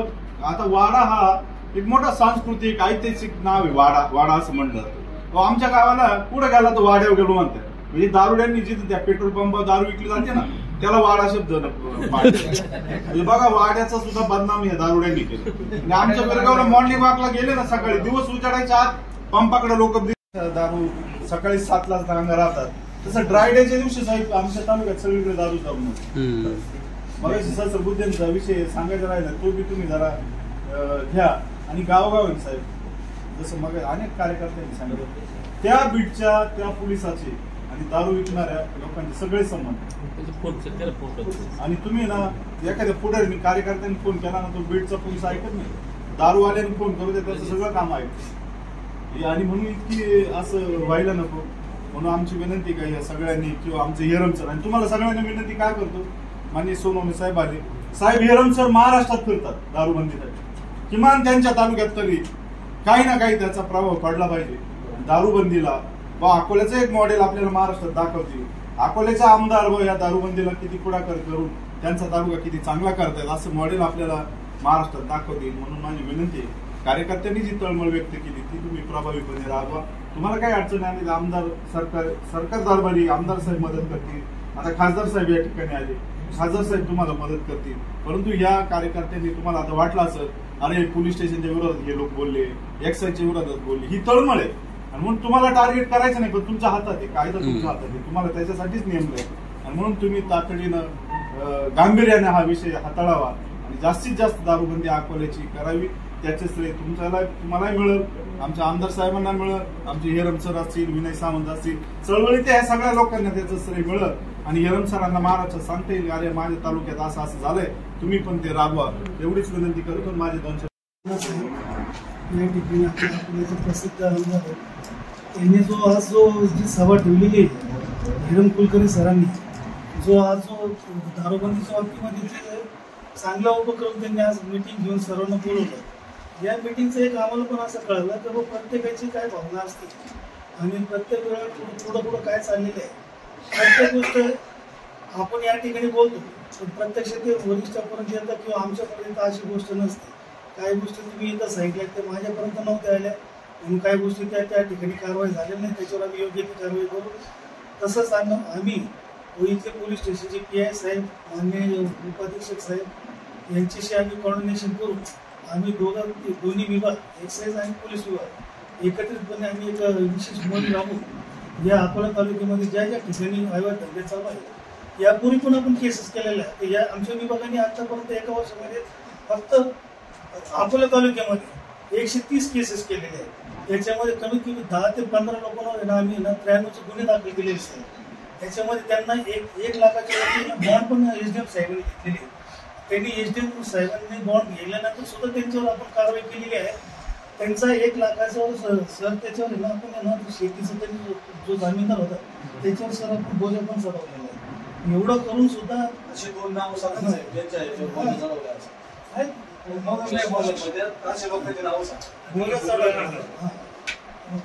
ह्या गोष्टी म्हणजे आम्ही असं नाही फक्त कारवाई करत नाही किंवा नाही करत, पूर्णपणे करतो सर. आणि ज्या पण वेळेस आहे ना आमच्याकडे कुठल्याही प्रकारची आमचे SP साहेब तर सार्वजनिक नसतं, तुम्ही पेपरला जरी बातमी आली तरी आम्हाला सगळी कारवाई करावं लागतात. म्हणजे आम्ही लगेच पण कारवाई करत असतो. फक्त एवढं आहे का आमचं ऑफिसचा अंतर आणि स्टाफचं थोडंसं काही गोष्टी करा. आम्हाला इन्स्पेक्शन पण असतं, लायसन्सची तपासणी पण असते, बाकी आमची माहिती पण असते. आपली जे आता आमचा तर कृती कार्यक्रम चालू आहे. माननीय आयुक्त साहेबांनी 1 महिन्याची विशेष मोहीम लावली सर. त्याच्यामध्ये त्यांनी सांगितलेलं अख्ख्या महाराष्ट्रामध्ये जेवढे बी हॉटेल्स धाबे असतील त्याच्यावर तुम्ही कारवाई करा. मग ते पिणारे असेल त्यांच्यावर उचला, त्यांच्यावर 60-84 करा. त्याच्यानंतर जो विकणार आहे त्याच्यावर पण 60-84 करा. आता अख्ख्या महाराष्ट्रामध्ये ऑल इन महाराष्ट्रामध्ये एक कमिशनर साहेबांनी ना ती मोहीम लावलेली 1 एप्रिलपासून तर 30 एप्रिलपासून. आम्ही जेवढा आमचा स्टाफ आहे प्रत्येक ठिकाणी जातो, प्रत्येक धाबे तपासतो. जेवढं आम्हाला शक्य होतं त्याप्रमाणे आम्ही तिथं आमचा 2-3 कॉन्स्टेबलचा स्टाफ आहे. तिथं जाऊन जिथे विकणारे असले आम्ही त्यांचे फोटो काढतो, त्यांचं आम्ही मेडिकल करतो आणि त्यांच्यावर आम्ही आणि तो जो विकणार आहे किंवा तो विकत पण नसला तर त्यांनी ती सुविधा दिली दारू पिण्यासाठी, कारण परमिटेशन लायसन काही नाही. त्यांच्या जागा उपलब्ध करून त्याच्यावर पण आम्ही गुन्हा दाखवतो. अशी आम्ही जी रोजची मोहीम चालू आहे 1 तारखेपासून तर आम्ही 31 तारखेपर्यंत कमिशनर साहेबांना लावलेली सर. म्हणजे हा इथंच नाही, आपल्या इथंच नाही, पूर्ण महाराष्ट्रात हे चालू. त्याच्यामुळे याचा बराच स्कोप वाढेल आणि त्याच्यामुळे ज्या ठिकाणी धाब्यावर लोक पितात, परमिट म्हणजे काय, परमिटचं लायसन असेल त्यांना असं वाटतं माझ्याकडे पिण्याचं लायसन की धाब्यावर पितो. त्याचा अर्थ असा आहे की परमिट म्हणजे त्यांनी फक्त कायदेशीर जे परमिट आहे तिथंच प्यायला पाहिजे. तो गैरसमज लोकांचा आहे आणि त्याच्यामुळे काय होतं तर लोक तिथं बसायच्या इकडे बसायला. आता हे जी मोहीम आम्ही चालू केलेली आहे त्या मोहीममुळे असं एक इफेक्ट होईल तर त्या हॉटेलवाल्यांचा धंदा होणार नाही, त्याला बसू दिलं नाही तर त्याचं काही दोन खास जे काही नॉनव्हेज खाणारे ते पण येणार नाही. ते नॅचरली तिथं 2-3 जणांवर केसेस झाल्या प्रत्येक ठिकाणी ही चर्चा झाल्यानंतर ते त्याच्यावर आळा बसतं. म्हणजे ते लोक हॉटेलला बसणार नाही आणि ते आपल्या परमिटला कायदेशीर बसतील. राहिल्या जे पण यांनी कोणी पण आम्हाला सांगितलं का साहेब अशा ठिकाणी कारवाई करा, आम्ही ती करायला तयार आहे. नाही केली तर तुम्ही आम्हाला बोलू शकता. आता यापुढे कसं आता मान्य DSP साहेब, सोनल साहेब आहे, PI साहेब आहे, आम्ही आमचं 3-4 जण म्हणून आम्ही थोडं हॉटेलचं किंवा तुमच्या आता विभागाने हा विशेष मोहीम काढली. आमचं लोकांचं म्हणणं काय जे ग्रामीण भागात देशी दारू विकणार आहे त्यांचं ते स्पीक काय त्यांच्यावर पण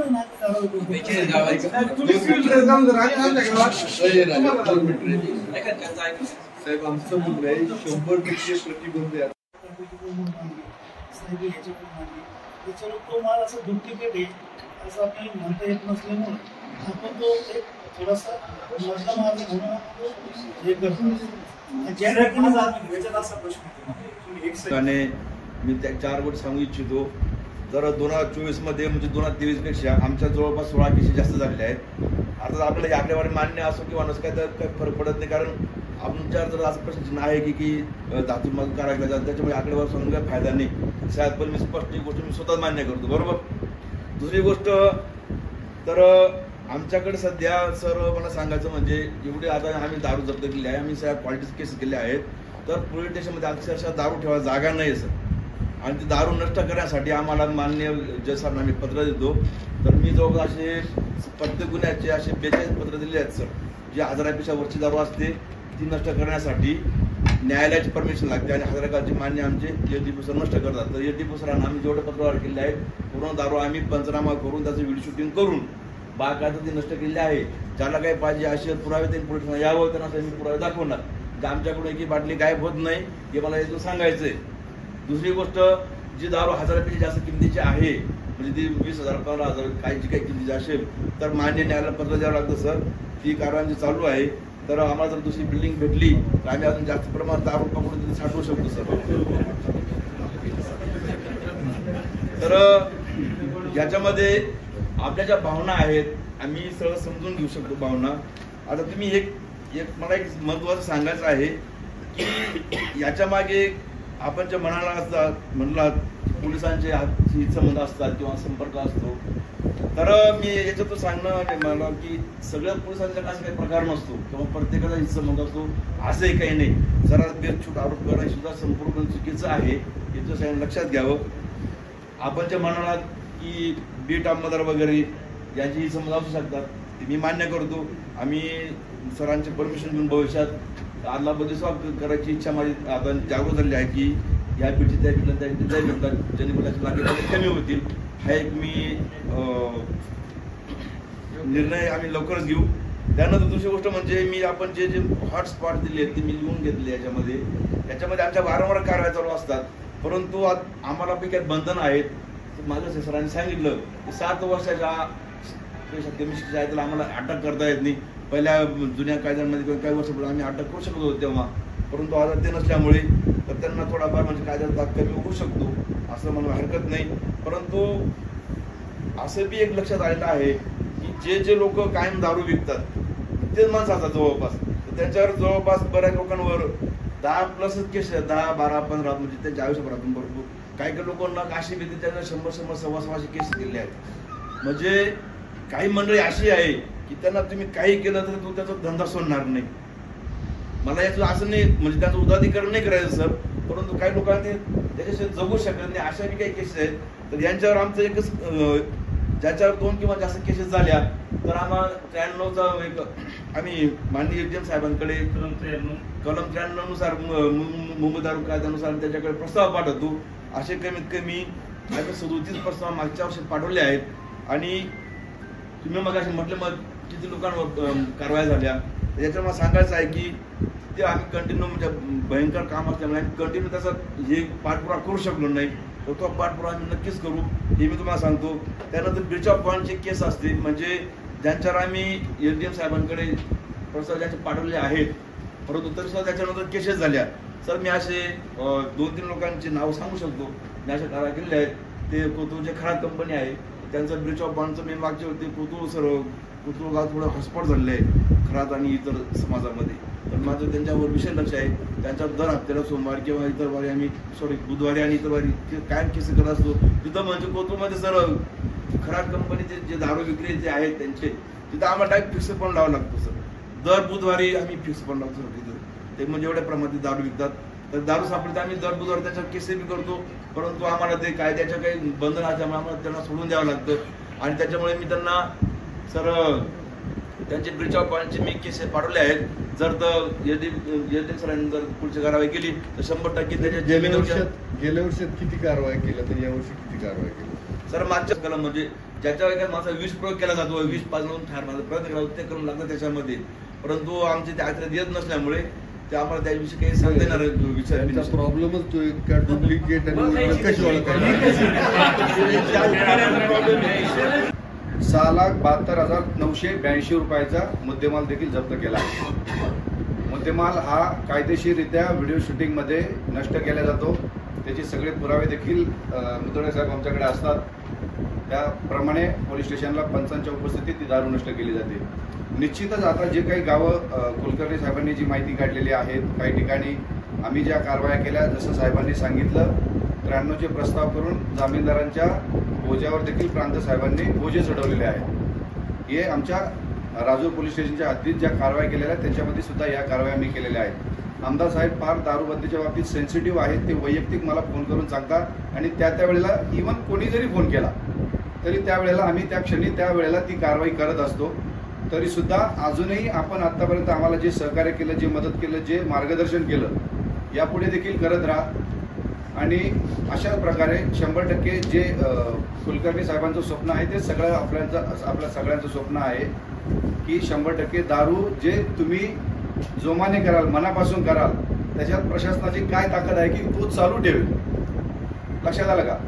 दारू बंद करताना निश्चितच काही लोकांनी त्यांचा जो उद्देश आहे तो देखील साफ ठेवला पाहिजे. जिथं पोलीस प्रशासनाचं लक्ष पोहोचत नाही ती वेळच्या वेळी ती गोष्ट जर लक्षात आणून दिली तर ती देखील समूळ उच्चाटनासह बंद होण्यास काहीही अडचण येणार नाही. अजून एक दुसरी गोष्ट सांगतो, ही झाली माझी कारवाईच्या बाबतीत. 2025च्या देखील थोडक्यात कारवाई सांगतो. मी आतापर्यंत 42 कारवाया केलेल्या आहेत. जवळपास 2,0875 रुपयाचा माल आतापर्यंत जानेवारी ते एप्रिलपर्यंत सीज केलेला आहे. तरी सुद्धा आपल्या ज्या भावना आहेत त्या मी समजू शकतो. मी कुठंतरी कमी पडतो आहे. निश्चितच या गोष्टीची जाणीव मला देखील आहे. तरी सुद्धा एक प्रश्न मनात निर्माण होतो की जी जवान मंडळी आहे ती दारूकडे कलते का, याचा विचार देखील आपण केला पाहिजे. आणि निश्चितच काहीतरी योग्य मार्ग निघेल. थांबतो. भेटले तर सांगा, मी देखील कारवाई करतो आणि आपल्या सोबत हजर राहतो. अवैध दारूची वाहतूक करणारी जी गाडी आहे ना तिला ट्रॅप लावा आणि ती कुठं ती काय बघा. मी आपल्याला हे सांगतो आहे, अवधी द्या, महिन्यामध्ये दाखवा ते फक्त मी आपल्याला तेच सांगते. गाडी आहे त्यांना पण माहिती नाही, कल्पना आहे. ठीक आहे. मी सरपंच होतो तेव्हापासून 50 वेळा तुमच्या विभागाला पत्र व्यवहार केलेली सगळी माहिती तुमच्याकडे त्या आधी आमच्याकडे पण आहे. तीच तपासायला तुम्ही काल आली होती. तरी सुद्धा वारंवार त्रास का होतोय आम्हाला? शेजारी आमचं विरगाव आहे, आमचे ते नेते त्या बाजूने त्यांची ग्रामपंचायत आहे, या बाजूने आमची आणि तिकडून अजून देवट आली. त्या आदिवासी समाज राहत होती. ते सकाळी कामाला न्यायचं असलं तर पहिली क्वार्टर पाजवावं लागते, काम सुटल्यानंतर पहिली क्वार्टर द्यावी लागते. त्यांना रोजाच्या पैशाचे काहीच घेणे देणे नाही. अशी पिढी तयार झालेली, म्हणून आम्ही देत नाहीये तिथे. आता सो कॉल कोण प्रयत्न करते मला माहित नाही, त्याच्या पाठीमागे कोण प्रयत्न करते ते मंत्रालय सुनावणी म्हणून. काल मला आपलं फोनवर बोलणं झालं, आमच्या सरपंच मॅडमनी फोनवर बोलणं करून दिलेलं होतं. पण जे होतं लिगल प्रोसेसवर, नाहीतर त्या विरगाव फाट्यापासून तर त्या वाघवापर्यंत नुसते धाबेच उभे राहते आणि शेवटची मीटिंग नाही. अवैध दारू विक्रीच्या संदर्भामध्ये आणि दारूबंदीच्या संदर्भामध्ये ही बैठक होती. ती बैठक आदरणीय हिरणजी कुलकर्णी सर यांच्या मार्गदर्शनाखाली संपन्न होते. त्यानिमित्तानं आदरणीय खासदार भाऊसाहेब वागचौरे उपस्थित आहेत. त्याचबरोबर DYSP सरोदे साहेब आहेत. त्याचबरोबर एक्साईज अधिकारी सरोदे साहेब आहेत, बोरसे साहेब, ही सगळी मंडळी आहेत. विनयजी आहेत, त्याबरोबर जालिंदरजी वागचौरे, मच्छिंद्र शेठ सगळेच उपस्थित आहेत. खरं तर दारूबंदी व्हावी ही सगळ्यांची इच्छा आहे. मग त्यासाठी काय झालं पाहिजे तर आपणच गावागावातलं प्रबोधन आणि दारुड्यांना सन्मान द्यायचा बंद करा. आपणच जर म्हणत असेल का शेताला कामाला येऊन चपटी घेऊन जा, तर मग मला वाटतं हे अवघड आहे नाही का गणेश. मग तुम्ही शेवटचा कोणीतरी पाहणार आणि हे पाहता हेच पुरस्कार करतो कामच होत हे शेतकरी यातून ऍक्च्युअली परिस्थिती आमच्या गावात सगळं. त्याच्यासाठी आहे ना काय केलं पाहिजे, त्याच्यासाठी आमचं म्हणणं काय आहे की आपण त्याला आता तो ऍडिक्ट झाला, जसे डॉक्टर लोक स्टिरॉइड वापरतात, तर पटकन गुण आला पाहिजे म्हणून स्टिरॉइड. तो स्टिरॉइडला ऍडिक्ट झाला, काही दिवशी त्याचे किडनॅप केलं होतं, त्याचे काय हाडं ठिसूळ होऊन जात आहे. आपल्या इथं शेजारी मला वाटतं गौरव बिडवे डॉक्टर गेले, तिथं शेजारी पिंपरखान्याची उदाहरण आहे का, तिथलं बोगस डॉक्टर त्याच्यामुळं जवळजवळ अख्खं गाव निकामी व्हायची वेळ आली आहे. तसंच या दारूचा परिणाम काय आहे की आज जे बाकीचे जर प्रकार वाढत आहेत ना, की दारू पिऊन पोरं नशा करताय, अल्पवयीन पोरं दारू पिताय, मग बाकीचे जे गंभीर प्रकार वाढतात, मुली पळून देणं, आमकं करणं, कुठं कोयते घेऊन मध्ये रील्स यायला लागल्या होत्या. मी बोलतो तुम्हाला फोन पण केला होता की काही जण सुचवत आहे का हे पुरं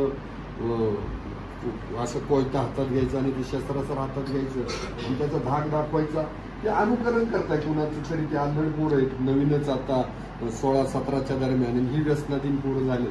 त्याच्यातून हे बरं आता मोटारच्या केबल चोरीचं प्रमाण हा त्यातलाच एक प्रकार आहे की या दारूला पैसे लागतायत, आमकं लागतायत, त्यातून रात्री प्यायची, असे दरोडे टाकायचे. तर मला वाटतं दारूचं मूळ हे खूप लांब या गुन्ह्यांमध्ये जात आहे. तर याच्यासाठी अपेक्षा अशी राहील की समजा आता देवगावची त्या महिलांनी पुढाकार घेतला तरी दारू बंद झाली आता देवगावला, असं आपण तिथल्या लोकांना पुढं करू आणि आपण पण त्यांच्या बरोबर काम करू. आता मध्ये तुमच्याकडे तुम्ही लाडगावचा तो कोणी समय एकानं आत्महत्या केली दारू पिऊन तिथं एका तरुणानं. हे जर प्रकार आम्ही तुमच्यावरती आम्ही जेव्हा सांगतोय तर त्याला आरोपी करा ना. त्याच्यामुळं जर एखाद्यानं आत्महत्या केली असेल तर त्या दारू दुकानदाराला आरोपी केला पाहिजे त्याच्यामध्ये. या अशा प्रकारे जेव्हा आपण गंभीर गुन्हे याच्यावरती टाकू, काय झालं त्या कोरोनाच्या काळामध्ये तेव्हा कायद्यात बदल झाला, 7 वर्षाच्या पुढची सजा करायची नाही, तेव्हापासून असं आतली सजा करायची, तेव्हापासून सगळे गुन्हेगारीला जर असं प्रोत्साहन भेटलं तर कुणाला धाकू वाटणार नाही. तर मला वाटतंय की पहिली गोष्ट जो दारू विक्रेता तो आला तुमच्या पोलीस स्टेशनला तर त्याला सन्मानाची वागणूक देऊ नका, त्याला आरोपी म्हणूनच उभा करा, त्याला त्याच्या आरोपी म्हणूनच बोलवून करा. तिथं जर तुम्ही जर सन्मानानं, आणि माझी विनंती राहील का तुमचे बीट हवालदार आणि तिथल्या दारू त्यांचे मोबाईल चेक करा, यांचे किती कॉल होत आहे दिवसातून, 8 दिवसातून व्हॉट्सअप कॉल होत आहे का याचं रेकॉर्ड चेक केलं पाहिजे. आणि 2005चा कायदा जर आजही असेल अंमलात का ज्या एरियामध्ये दारू विक्री होते नाही काही तर तिथला तो बीट हवालदार तरी सस्पेंड करा ना. जर तशी जर कायद्यात व्यवस्था असेल तर तसं केलं पाहिजे. मला वाटतंय हे सगळं सरकार चाललंय किंवा आपण हे उद्योग करतोय तर ही एक चांगली व्यवस्था निर्माण व्हावी, लोकशाहीला पूरक व्यवस्था निर्माण व्हावी यासाठी आपण करतोय. आणि याच्यामध्ये जर असं होत असेल तर नाही तर काही जणांचं धोरण राहतं दारूबंदी झाली पाहिजे ना आम्हाला रात्री झाली पाहिजे, तर मग याला काही अर्थ नाही. करायचं तर मनापासून करा. मी तर याला मारलं मला काही फरक पडत नाही, परत जर तसं केलं मी परत लाताना मार. म्हणजे मतासाठी एखादा आपल्या आई वडिलांना शिव्या देतोय आपण म्हणायचं वा वा छान छान, हे काय मग आपण कसली शिवरायांची वारस झाली. तर मला वाटतं आपण अशी कठोर भूमिका घेऊ. खासदार साहेब आले आणि मला खरं तर DYSP साहेबांचं मनापासून अभिनंदन करतो. मी काल दुपारी 12-1ला फोन केला, ऐन वेळेला त्यांना म्हटलं दुपारी वेळ द्यावा लागेल, त्यांना एक बंदोबस्त होता. ते म्हटले की तो बंदोबस्त मी कॅन्सल करून 2 वाजता येतो. ते आले आणि बाकी एक्साईज डिपार्टमेंटचे अधिकारी पण आले. पुढच्या वेळेला गुप्त्यावाले बाकी सगळे बोलून आपण बैठक करणार आणि काही दिवसांनी आपण एक आमसभा तालुक्याची बोलवतो. आमसभा म्हणजे सगळी जनता, जशी ग्रामसभा आहे तशी, आणि सगळे अधिकारी.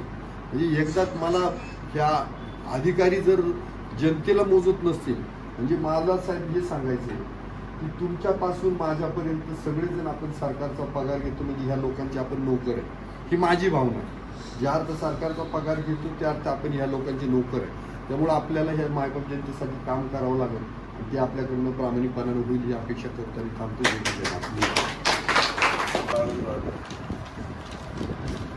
विषय किती मूलभूत आणि महत्वाचा आहे त्याचा मी व्यक्तिव आणि साक्षीदार आहे. माझा जन्म अकोल्यात झालेला आहे आणि या अकोल्याच्या व्यसनामध्ये किती कुटुंबाची धुळधाळ झाली, प्रत्येकाच्या घरातली माणसं गेली आणि जवळची माणसं गेली हे सगळ्यांना माहीत आहे. आणि म्हणून पहिल्यांदा कुलकर्णीचं खरं मनापासून अभिनंदन करतो. सर्व हिरम कुलकर्णी तुम्हाला जर अण्णा हजारे व्हायचं असेल तर आमची तुम्हाला साथ आहे. सर्व जे अण्णा हजारेच्या वेळेला मिलिटरीमधून निवडून आले नोकरी करून म्हणजे, आणि त्यावेळेला मी समाज कल्याणामध्ये इन्व्हेस्टमेंट करतो. ती गोष्ट 1978. अण्णा स्टँडवर उतरायचे नगरच्या, तरी घड्याळाची इमारत होती त्या खाली माझं ऑफिस होतं. आले की ती बॅग माझ्याजवळ ठेवायची, कापडी पिशवी असायची आणि नगर शहरातल्या सर्व ऑफिसेसमध्ये भेटायचे आणि संध्याकाळी जाताना ती पिशवी घेऊन जायची. हा त्यांचा आठवड्यातला 2-3 उपक्रम असायचा. पण अण्णांनी पहिल्यांदा ते गाव दारुड्यांचं होतं. हे दारुड्यांचं गाव शाबूत आणण्यासाठी अण्णा काही ते समर्थ राहू शकत नव्हते, होऊ शकत नव्हते. आणि म्हणून पहिल्यांदा अण्णांनी गावकऱ्यांची ग्रामसभा घेतली आणि गावामध्ये तरी 4 त्यावेळेला 4 गोष्टींचं केलं. नशाबंदी, नसबंदी आणि कुऱ्हाडबंदी आणि चाराबंदी या 4 गोष्टी त्यावेळेला केल्या होत्या.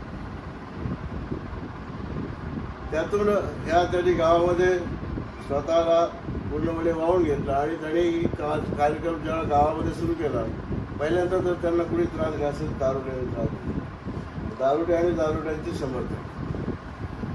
पण आज त्या गावामध्ये तुम्ही गेला तर एक दारूला माणूस तुम्हाला दिसणार नाही, दारुडा दिसणार नाही, अशा प्रकारची स्थिती त्यामध्ये निर्माण झाली.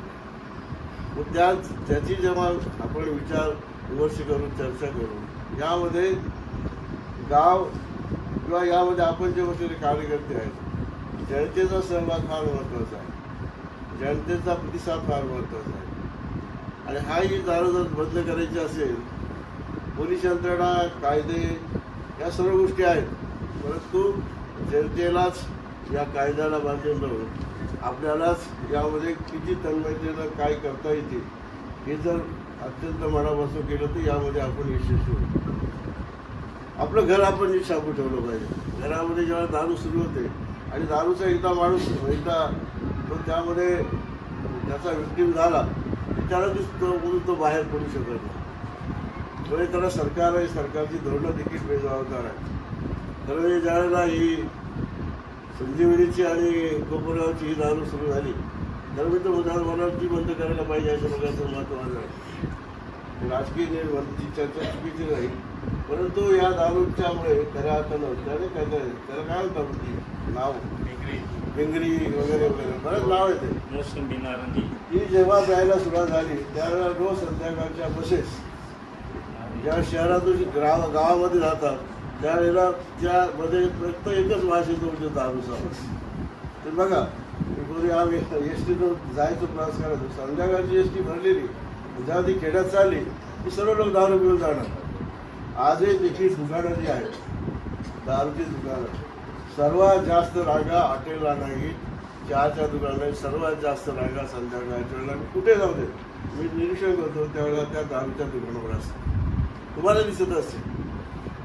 ही एक फार मोठी अवस्था आपल्या गावात नाही, आपल्या तालुक्यात नाही, ही संपूर्ण महाराष्ट्रामध्ये अत्यंत चिंतेचा विषय झाला. आणि त्याच्यावर आता ड्रग्सचे नवीन विके येऊन राहिले, ड्रग्सच्या नवीन गोष्टी येऊन राहिल्या. तुला टाकोळ्याचा माल देण्यापर्यंत आलेला असेल माहीत नसेल, ते पण एकदा बघा आणि तपासा. शहरामध्ये तर भयानक त्यामध्ये आता जी मुलं त्या वेगळं असते ना काय त्याला ते व्हाईट त्याच्यावरती पितात आणि ते पितात आणि पितात, ती भयानक नशा असते ड्रग्सची. ती यातल्या काही आपणही तर मला काही तर दिला फीडबॅक तर निश्चितपणानं लोकसभेची मागणी करेल. तुम्ही पण मला सावध तुम्ही कुलकर्णी द्या. केंद्र सरकार इंडियन पिनल कोड असेल किंवा या दारूबंदीचे कायद्याचे आमची तर मागणी आहे देशाला, पण दारूबंदीतून पैसा येतो, दारूतून पैसा येतो हे सरकारचं धोरण आहे. तर जीएसटीमध्ये एवढा हजारो कोटी लाखो कोटी रुपये येतात. आता सरकारला सांगायची वेळ आलेली आहे की लाखो कोटी रुपये आता येतात, तुम्ही दारूबंदी एक प्रकारे करूनच टाका देशावर. आणि त्या पैशासाठी जर दारूबंदी होत नसेल तर ही मोठी सरकारची आता एक सांगायची वेळ आली. मी आता हा मुद्दा देखील लोकसभेमध्ये उठवतोच वेगळ्या पद्धतीनं. मित्रांनो, या ठिकाणी आपण चर्चा करत होतो त्यावेळेला तुम्ही हसत होता, पण मी मनामध्ये फार व्यथित होतो. तरी ही हसण्याची वेळ नाही आहे, एक प्रकार राग काढण्याची वेळ. ही खरं म्हणजे मी या अर्थानं त्यांना दोघांना खऱ्या अर्थानं शाबासकी या अर्थानं देतो. या किती मनामध्ये तळमळ आहे, ही तळमळ आपल्यापेक्षा त्यांच्या जास्त मनामध्ये, ही भावना देखील फार मोठाची. हे ऐकून जर काही लोकांच्या समजा सांगण्याने काही लोकांची दारू सुटली तर त्या ठिकाणी न्यायालयाने काही सुटली, कायद्याच्या बडगड्याने सुटली, तर मला असं वाटतं खूप मोठं काम केल्यासारखं आहे. एक दारू सुटली म्हणजे कुटुंबाचा एक माणूस जर मुक्त झाला तर ते कुटुंब सुधारतं. आणि नेमका करता माणूस कुटुंबाचा दारू जर प्यायला लागला तर त्या कुटुंबाची उधळण होते. किती भयानक हानी पोचते हे आपण नेहमी पाहतोय. कुटुंब करता जर दारू प्यायला लागला तर घरातली बायका मुलं सैरवैर होतात. दारूचं व्यसन या आपल्या समाजाला एक अत्यंत मोठ्या प्रकारची विकृती आहे, अत्यंत मोठा काळिंब आहे. आणि म्हणून माझी सर्वांना विनंती राहील की या म्हणजे हा जो घेतलेला तालुक्यामध्ये केलेली सुरुवात आहे, मी देखील कुलकर्णी तुमच्याबरोबर तुमच्या टीमबरोबर पाहिजे ती कायद्यासाठी असेल, पुढे जाण्यासाठी असेल, सांगण्यासाठी असेल, मी सतत तुमच्याबरोबर राहील. आमदार साहेब आहेतच, परंतु आपण सर्व एक दलाने काम करू. हे राजकारण सोडून असलेली एक सामाजिक प्रक्रियेमध्ये फार मोठं महत्त्वाचं मोलाचं काम आहे आणि ते फार महत्त्वपूर्ण आहे. हे जेव्हा आपण करू, जेव्हा त्यात यश मिळेल, त्यामध्ये आपण खूप स्वतःला आनंदी समजू, भाग्यशाली समजू. पोलीस यंत्रणेला माझं सांगणं आहे, दररोज सर्वांनी वाघाडी काढायचं किंवा वाघाडी काढणार मी अधिकारी होतो. मला माहीत आहे तुमच्याही काही लिमिट्स असतात, परंतु काही लिमिट्समध्ये देखील तुम्ही खूप चांगलं काम करू शकता. सांगितलं राजूच्या अधिकाऱ्याने, मला आवडलं की त्यांनी स्वामीने सांगितलं होतं मी एवढे केसेस केल्या, एवढे केलं म्हणून सांगताय. परंतु ही सांगण्याची जेव्हा माणूस करतो, मी माझा जेव्हा तुम्ही कुटुंबात मी याचा काहीतरी या भागाचं पालन करताय, ही जबाबदारी शासनाने माझ्याकडे दिलेली आहे. काही माणसं पगारापेक्षा जास्त पैसे मिळवायचा प्रयत्न करतात विनाकारण. त्यांना पगार इतका चांगला आहे, 7वा वेतन आयोग आहे, इतका पगार चांगला आहे की कोणताही अधिकारी उपाशी तर राहणार नाही, तर आणखी 4-5 कुटुंबाचं पोषण अशा प्रकारची आर्थिक स्थिती आहे. पण देखील भ्रष्टाचारासाठी अनेक अधिकारी तुमचं म्हणणार सारे डिपार्टमेंट जे या देशाला कीड लागली त्याचा देखील हा मोठा परिणाम आहे. परंतु मी समाजाचं काहीतरी भलं करतोय ते होण्यासाठी माझ्या हातून मी म्हणतो मी नोकरी करत होतो, मी क्लासमेट होतो, ॲडिशनल कलेक्टर होतो. मी तुम्हाला माहिती सांगतो, मी कधी नावा पैसा कोणाला आयुष्यात मागितला, मी कधी लाच मागितली. हा मी तुम्हाला हे पण द्यायचं नाही, तुम्हाला शिक्षण कुठे झालं तर केलं तर ते स्वीकारा. परंतु दुर्दैवानं कुणाला बळजबरीनं कुणाला जर त्रास देऊन करायचा असेल तर कधीच करू नका. त्यामध्ये दुःख आहे, त्यामध्ये तुम्हाला पैशामध्ये वेदना आहे, हे लक्षात ठेवा. आणि म्हणून हा आनंद मिळवा. जर तुम्ही तसं करत गेला की आज खासदार झालो त्याचं कारण ते आहे. मी काही नसताना मी आज देशाच्या सर्वोच्च पातळीवर गेलो, एक प्रशासकीय सेवेत काम करलेला माणूस. हे केवळ अधिकारी याच्यामध्ये मिळवलेलं पुण्य आहे आणि हे तुम्ही पुण्य समजा. हे तुमच्या वाट्याला, तुमच्या पिढ्यांना, तुमच्या मुलांना हे पुण्य आपण करतो आहे अशा प्रकारचं काम समजून, सामाजिक व्रत समजून, सेवा समजून ते केलं तर तुमच्या हातून प्रचंड काम होऊ शकेल. कायदे दाखवून, कायद्याचा पळवाटा दाखवून काही होणार नाही. परंतु आपण हे जे 2 तास जवळपास आपण चर्चा चालू आहे त्याच्यामध्ये, तर या चर्चेमधनं एकंदरीत लक्षात येत आहे की या ज्या दारूबंदीचा विषय आहे तो आपली काही जी आपली सगळ्यांची इच्छा आहे याच्यामध्ये की हा बंद झाला पाहिजे. त्याच्यामध्ये मुख्यतः अवैध दारूचा विषय आला. अवैध दारू म्हणजे काय की जे ह्याच्यामध्ये विकली जात नाही पण ती अवैधरित्या ती ट्रान्सपोर्ट करून दुसऱ्या गावांमध्ये विक्री केली जाते आणि त्याच्यामुळे काय होतं की ती सहजरित्या उपलब्ध होते आणि त्याच्यामुळे व्यसनाचं प्रमाण वाढतं आहे. एकंदरीत या संपूर्ण चर्चेचा उहापोह असा आहे तर ती आमचा रोल एवढा ह्याच्यामध्ये दिसतोय आम्हाला की दारू सहजासहजी उपलब्ध होणार नाही, ते कंट्रोल करायचा आमचा रोल एकंदरीत ही अपेक्षा आपल्याकडनं व्यक्त होताना दिसते आहे. त्याच्या व्यतिरिक्त जे प्रबोधनाचं काम आहे ते आमच्या अखत्यारीतलं नाही आहे. आमच्यासमोर बरेचसे विषय असतात, त्यापैकी दारूचा हा एक फक्त एक लहानसा विषय आहे. बंदोबस्त असतात, इतर काही क्राईम्स असतात, सगळ्या काही गोष्टी आहेत. त्यामधला हा विषय जो आहे, पण आपण एवढी मिटिंग घेतली, काल आमदार साहेबांना फोन करत अशी मिटिंग घ्यायची आपल्याला, तर हा मिटिंगच्या अनुषंगाने अतिशय चांगलंच त्याच्यातनं बाहेर येतं आहे की हा सगळ्यांना विषय आपल्याला बंद करायचा आहे. तर काही जादूची कांडी फिरवल्यासारखा एक दिवसात काय ते बंद होणार नाही आहे. कारण की आपण जुन्या काळापासून चालत आलेलं आहे. माझ्या जुन्या पण रेकॉर्ड मी बघतो तेव्हा सुद्धा आम्हाला अशा नोंदी दिसत आहेत की गावामध्ये हा व्यक्ती अवैध दारू विकतोय. 1955, 60, 40 सालच्या पण नोंदी आहेत. त्यामुळे असं काय समजायचं कारण नाही की आत्ताच झालेलं आहे आणि आत्ताच एकदम वाढलेलं आहे. तर हे 100% आपण प्रयत्न केले तर कमी होऊ शकतं.